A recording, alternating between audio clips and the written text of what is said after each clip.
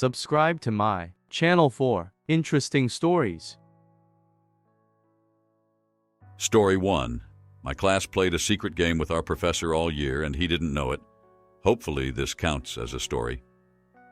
My classmates and I have been playing a game with one of our professors all year, and until today he had no idea. Basically, during every class, students were assigned a word via a spreadsheet we all shared with each other. Everyone had to use their word as part of a discussion with the professor or each other without laughing. Since today was the last day of lectures, before we start final presentations for the next few weeks, we decided to tell him. This is a journalism class, so we printed him a made-up news article and gave it to him. At first, he didn't believe us, but then when he thought about it, everything clicked and he laughed until he cried. Some of the best quotes from the year were, "Hippos are people too." I laughed at that one, so I lost that round. "Can you get kicked out of McDonald's for eating a Baconator?" What's the opposite of tomfoolery? You can replace oils with applesauce in a lot of recipes. Save this one because it was a fun fact that I didn't know before. I'm not the sharpest knife in the electrical socket. I would judge a first date by how good the free breadsticks are. This was mine and I was proud of it because it's true. I would rather have a chihuahua bite my ankles than use a self-checkout. Aliens probably thought about coming to Earth, read one Florida man article, and changed their minds. My best quality is my ability to cause a kerfuffle. They had to Google this word before they used it, LOL. People watch the news and then decide to live in Ohio, willingly. If God doesn't sound like Mufasa or Aslan, I will be a little disappointed. This was mine and I stand by it. I'm tired of these shamamograms. Their word was supposed to be shenanigans. Our professor laughed until he cried, and I'm glad we finally got to tell him and witness his reaction. I can't believe we kept this going for 2 semesters. Story 2. My teacher dismissed me after I told her my friend got tied to a tree. One time during lunch when I was 10, a kid tied me and my friend to a tree. During lunchtimes, my school would open a shed full of tires and ropes. Me and my friend were talking a few feet away at a tree line. A boy came up to us and started wrapping a rope around us. I managed to slip out early and tried to get the rope off my friend who was yelling in pain. I eventually get the rope off and the bell for class goes. The kid is gone and me and my friend go to class, as there was no teachers around. Once we get to class, I pull my teacher aside and tell her what happened. She asked if there was any teachers around. I said I saw Ms. Sharp, fake name, but by the time I got my friend out, she was gone and the bell went. My teacher said since she didn't have yard duty, so it wasn't her problem, and dismissed me. I told my friend, and we were both super mad. Years later, and they never did anything about it. Story 3. Shadows in the Night. In the heart of the Navajo Nation, where the desert winds whisper ancient secrets and the stars watch silently overhead, there exists a tale of darkness and transformation. It is said that in the depths of the night, when the moon hangs low and the shadows dance with eerie grace, the skinwalkers emerge from their hidden realms. Among the Navajo people, the skinwalkers are feared and revered, for they possess the power to shapeshift into animals, wield dark magic, and bring misfortune upon those who cross their path. This is the story of one such encounter with these enigmatic beings. In a small village nestled amidst the rugged canyons and arid landscapes, there lived a young man named Kai. He was known for his bravery and curiosity, often venturing into the wilderness in search of adventure.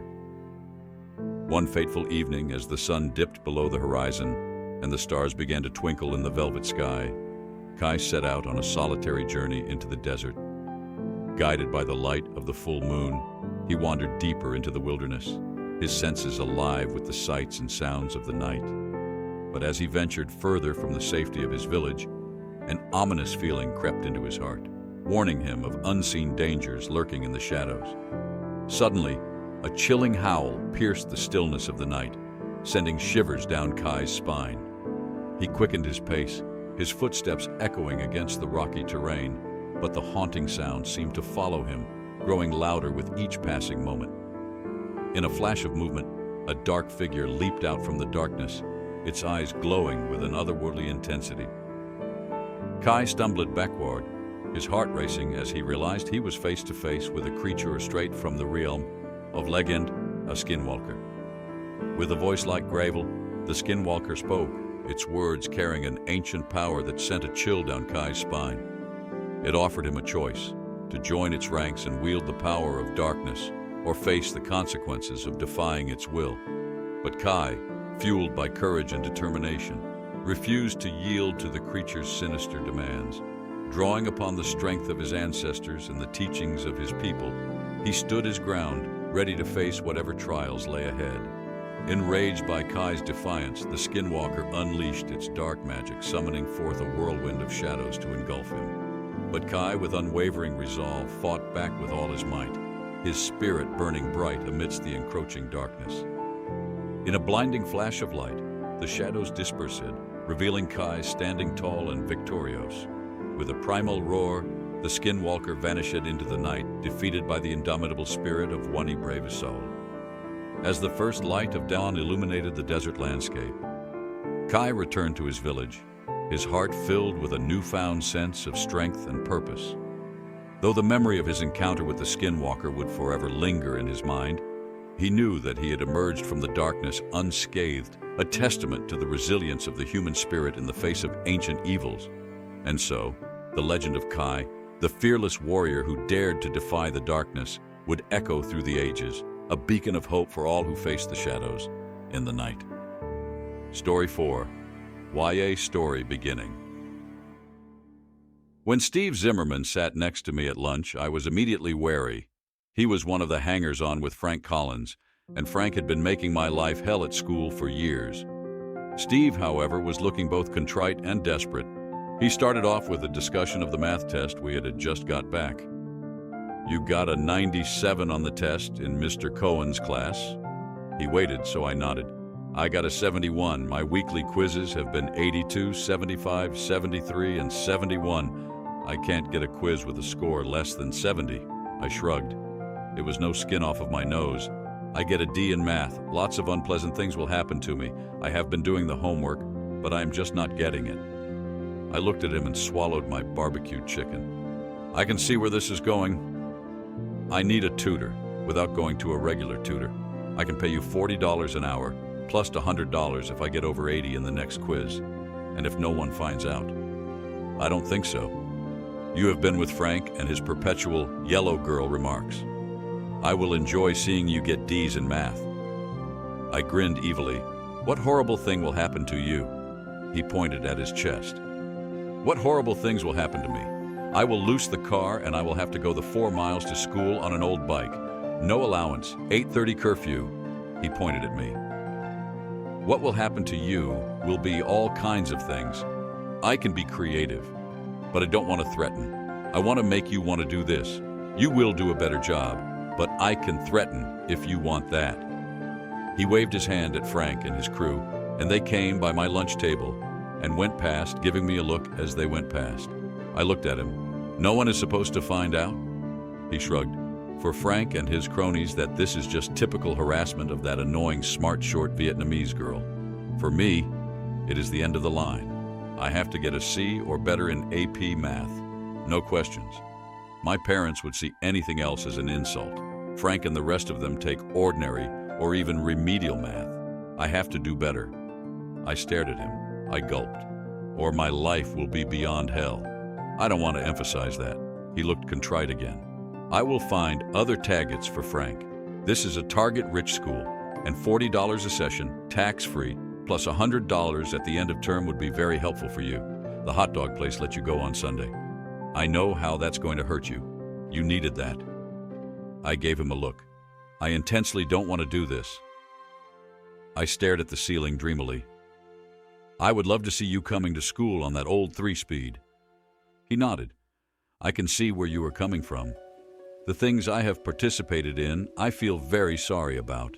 I said sourly. "You feel sorry? Truly?" He looked at me speculatively. "There are girl cliques, too. The script kiddies, they have their clique as well. Everyone has their clique." I gave him a look. "My clique has but one member." He laughed. "An exclusive club." He became serious. "I can help you, if you help me. I am desperate. I really need to get my GPA at a level to get me into a good school. So how are we going to do this so no one finds out? He looked relieved. My dad owns a small gym, a bunch of exercise bikes and other exercise machines. Behind it is an empty storefront. I go into the gym, you get the key to the storefront, we meet in a back room. I gave in. What is the address? Where is the key? Story 5.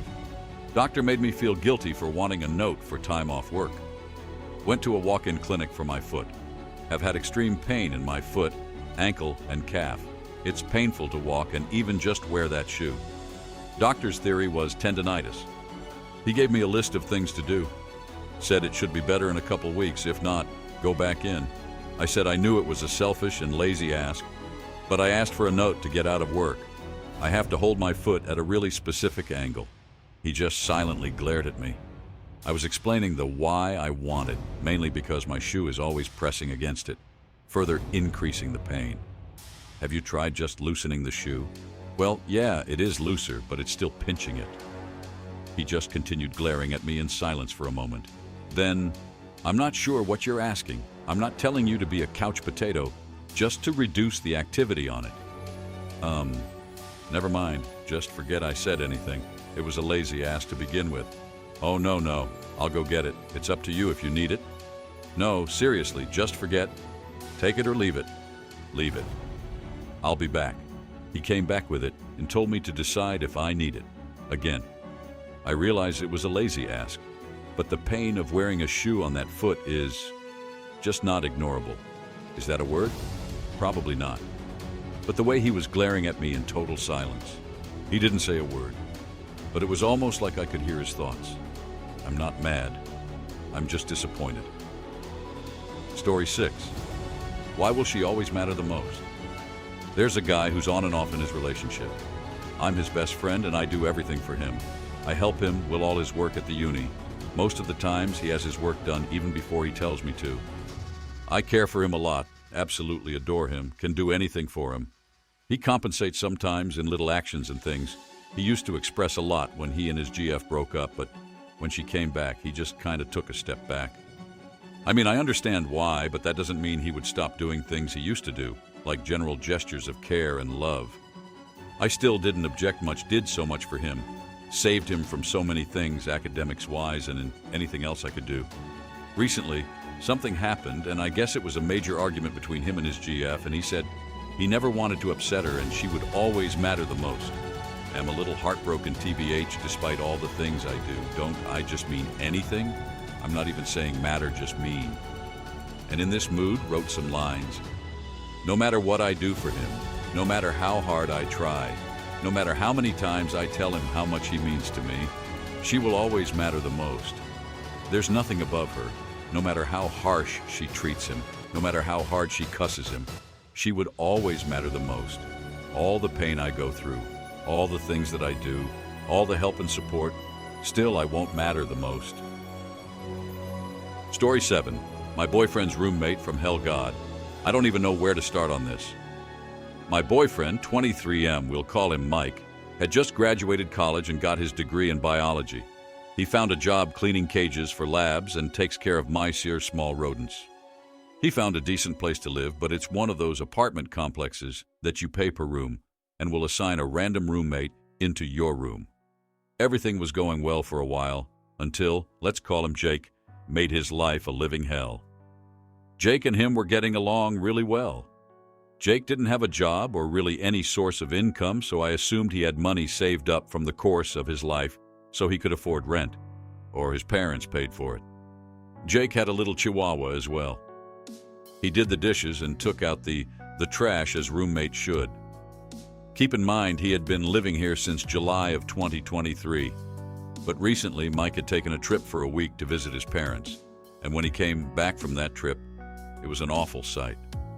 The trash can was overloaded, swarming with hundreds of flies. There were 3 different trash bags piled up on the floor, and it was never taken out. There had also been dishes that had been sitting there in the sink for the past 2 weeks that weren't Jake's. Not only that, the smell of ammonia made the apartment smell awful. It turns out he had let the dog piss and shit on the carpets in Jake's room, and even on the coffee table in the living room. Jake had also been smoking weed and cigarettes, making Mike's clothes smell awful. But that's not even the peak of this. Jake ended up leaving because he could no longer afford rent. Mike went into his bedroom and saw cardboard boxes inside the bathroom, and there was literal poop from Mike inside the boxes, and the floors were covered in piss stains. His whole bathroom was treated like an outhouse. Mike was able to be relocated to a model room temporarily, but the complex has nowhere to put him because they're full. He still has some stuff in the old apartment, and it absolutely smells horrible. What is even worse is that the roommate doing these things were very sudden and was not done previously. Turns out he was arrested for opioids and heroin. Don't do drugs, kids.